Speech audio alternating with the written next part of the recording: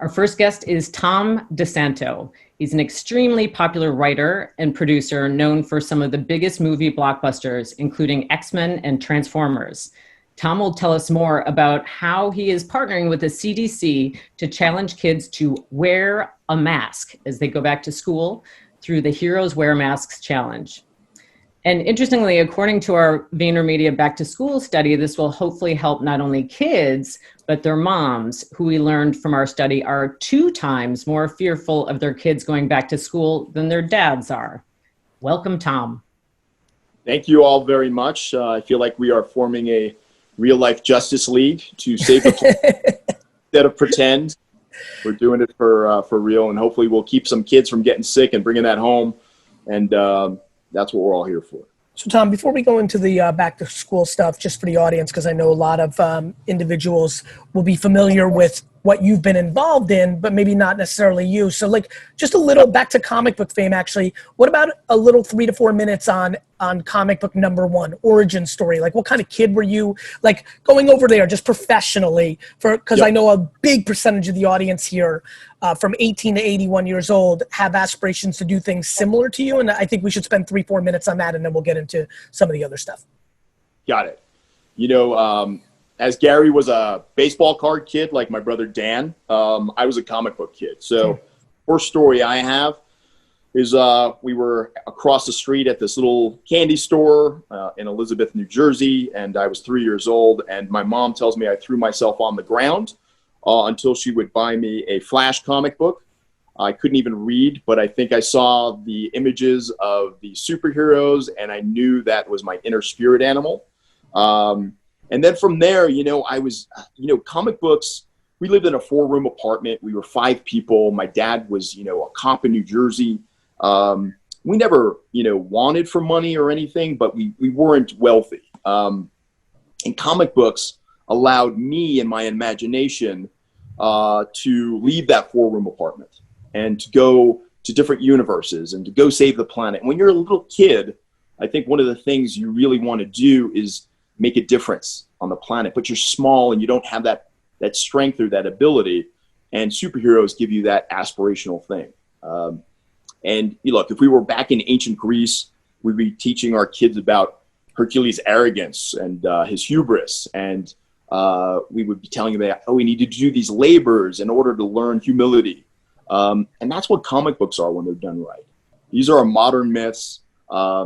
And then that's why I think it spoke to me in that Joseph Campbell 101 way. And if anyone doesn't know Joseph Campbell, if you really want to understand the human ability and storytelling on why humanity was always asking the same questions around the planet through their myths, even though they had no interconnection with each other, it's a great way to take that college class on your own and go look up those interviews with Bill Moyers.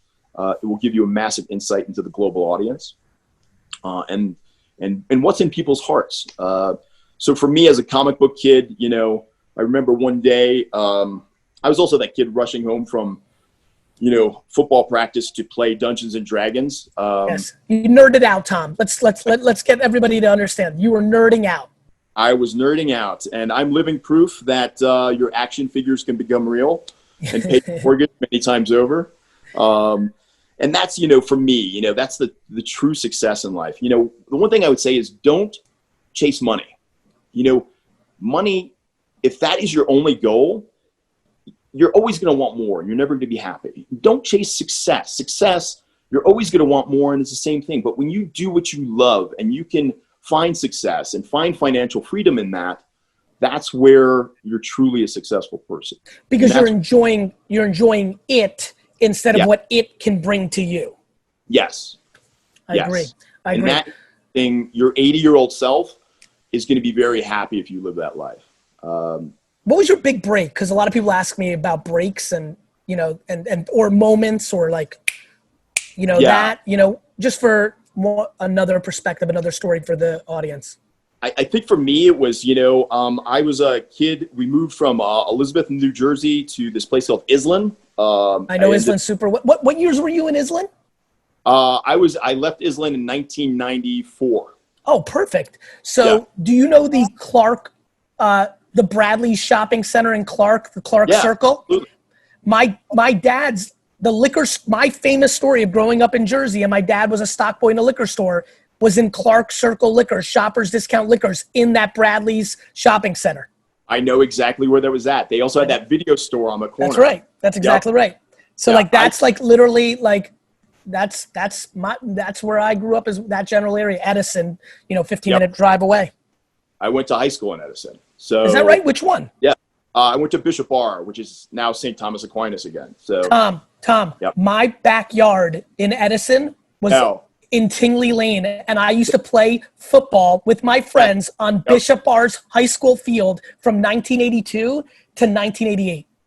So that we literally were in that same, because Tom, I'm sorry to interrupt you. Like, just for everybody, because I know a lot of people watching from my world, Tom's high school was actually where I put one of my lemonade stands when I talk about my lemonades, like literally that street of Tingley Lane.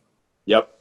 That's and that crazy. Was that type of suburban area where, I probably bought lemonade. I'm sure I did, because it was that type of growing up. Wait a minute. You graduated high school when? 86. Got it. 86. Got it. And then you moved to 94. Yeah. Jesus Christ. That's crazy. Keep going. Yeah. Super small world. And, for me, it was, I had that dream of making movies, but it's a dream. So I was working actually at JCPenney in Woodbridge Center. I was delivering pizzas. I was a caddy. My first job was washing dishes at Denny's in Avenel, New Jersey. Once you have a job like that, you appreciate any other job, because that is really, really hard work, and it's honest work. And then I started taking classes. I was going to school at Rutgers, and I started taking a screenwriting class at NYU at night.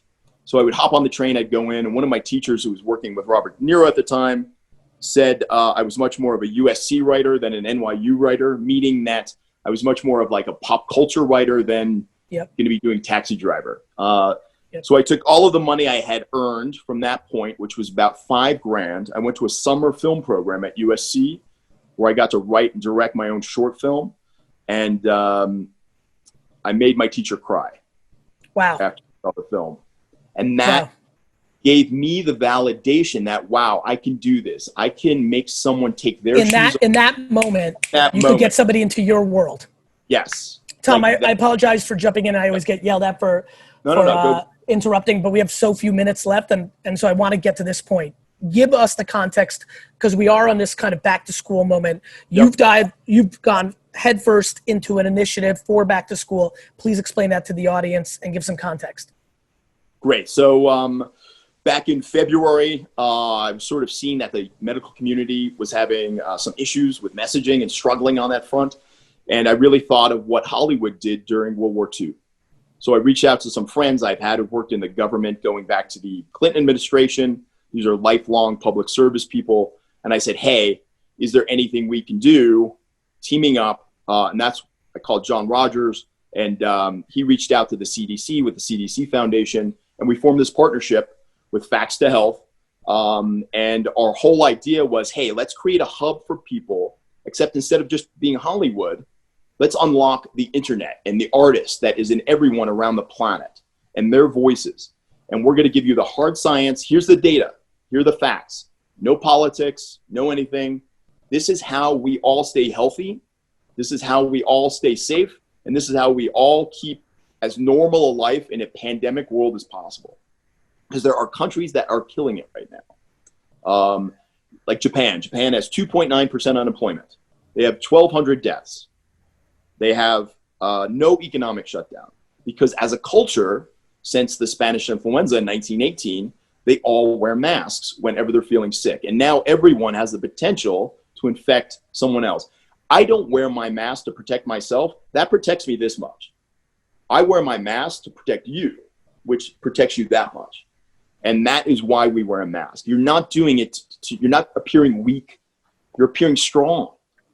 Tom, how difficult is it to overcome when something gets politicized, right? Because I think, you're sitting here and saying very nice thing. It's very easy to I'm very common sense over politicization as a human. So to me, I find myself on many sides of both arguments. Yeah. But do you feel like once something goes full tilt politicization, it becomes real hard? It becomes real hard, but it's not impossible, and we I can't agree. give up. You I know, agree. Yep. that's why it's like, look, there is not a report of the daily death toll of doctors and nurses who die from wearing masks because they overheat. And by the way, the good news is, because I have arguments with my friends, I find myself because I have personal views and I can sit in different sides on different things. I find myself having conversations with a lot of friends. The mask one's been easy lately with my couple friends that are trying to get their juices flowing on it with me because I think they love the debate more than even like they have passion for it. And I said, no, but like everybody's kind of succumbing to this one. This one's kind of like, this is like the world is flat used to be a political debate. Yeah. Like this one's kind of, totally. I think we're on the other side of it. I'm like razzing my buddies. I'm like, I think we're on the other side of this one. But we're not. The LA Times. I'm aware. Yeah. I wish we were. I wish I could, you know. You would agree with me though, in the last 30 days, we're appreciative of the momentum a little bit, right? Absolutely. Yeah. Totally. You know, I think, you know, when the president started embracing masks. When you now start having to think about, wait a minute, my 9-year-old daughter is going to school, you know, from the confines of our home, it can be politicized. When your 13-year-old is going to school and your 81-year-old mother is with you still at home, all of a sudden you might decide to put your energy on a different political issue. Totally. And look, those stories are out there. You know, there was a story, somebody went to a funeral a couple weeks ago and they brought it home and they ended up killing someone. There was a girl in her early 20s. She just wanted to go to a party. I get it. I would love us all to go back to being able to go have a beer and a movie and a ball game, but that's not the world we can intelligently live in right now. And history is watching us. And unless we handle this properly, they're going to go, wow, they really screwed that up. So the number one weapon we have is wearing a mask, washing hands, and physically distancing. Those are the 3 things we can do. Other than that, see, Rob is leading the way. Rob, you're going to be the Incredible Hulk in our Avengers here. So there we go. See? But honestly, it's you know, the best way we can keep it together going back to school and give people as normal a life as possible is through this. There is no debate. If you have science that says this is not effective, go recheck your facts. You know, just look at other sources.